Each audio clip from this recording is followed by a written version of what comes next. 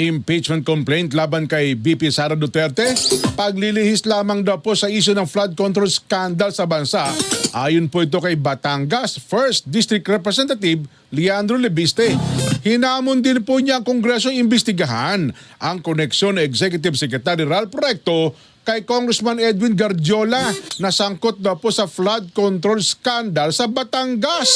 Ibabalita po yan ni Eden Santos. Then, diversionary tactic lang umano ang impeachment laban kay Vice President Sara Duterte. Yan ang matapang na buwelta ni Batangas 1st District Representative Leandro Lebiste para ilihis ang matinding korupsyon sa flood control projects sa ilalim ng administrasyon ni Pangulong Ferdinand Marcos Jr. Ayon kay Lebiste, nasa flood control ang pinakamalaking halaga at hanggang ngayon ay naghihintay pa rin ng updates ang taong bayan. Bukod dito, inaabangan din ni Lebiste ang Independent Commission for Infrastructure o ICI affidavit na sinabi sa video ni dating House Speaker Martin Romualdez na kanyang inauthorize mismo na ilabas.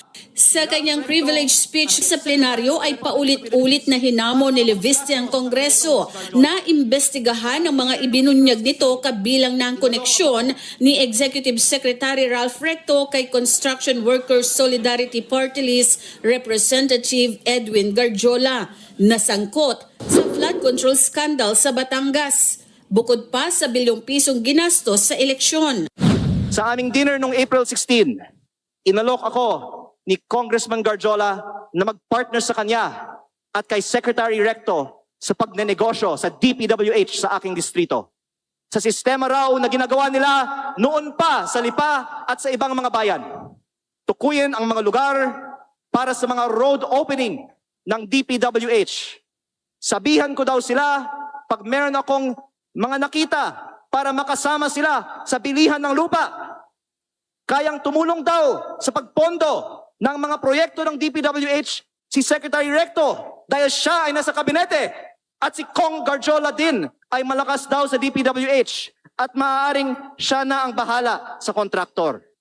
Mariin namang pinabulaanan ni Lebiste ang mga buwelta ni Recto na siya mismo ang nanuhol ng 1 bilyong piso kapalit ng hindi raw pagtakbo ni Governor Vilma Santos, pagbili sa libu-libong hektarya ng lupa sa Nasugbu, Batangas at iba pang paninirang puri laban sa kanya.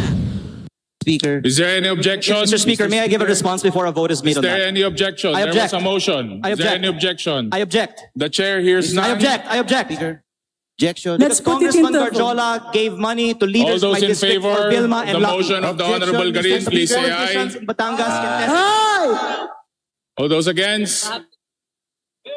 Objection. Motion is now carried. Honorable Majority Leader.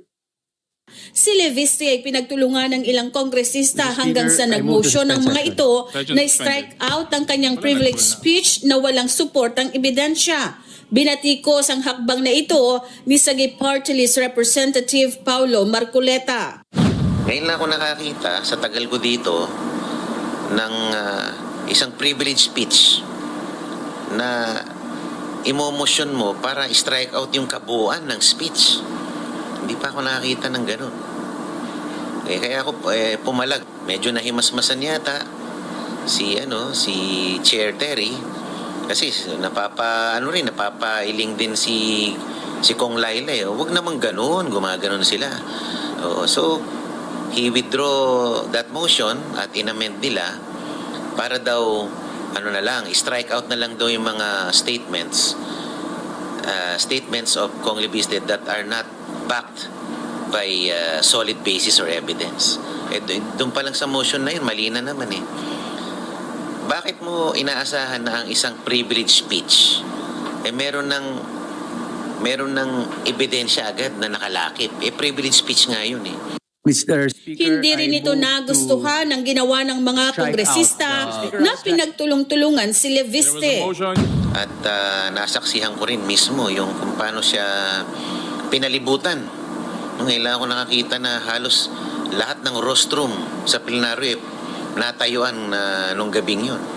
Nasa gitna si Kong Lebiste, nasa kaliwang kaliwa si DS Garin, si DS JJ Suarez, nandito no sa kabilang kanan gawing kanan si Kong Ridon, Chairman Ridon, at si Kong Atchong sa malayong kanan. Ewan ko, talagang tama ka sa sinabi mo, parang they are all ganging up on Kong Lian. Talagang pag medyo hindi swak sa panlasa nila yung sinasabi nang nagsasalita, talagang pagtutulong-tulungan ka at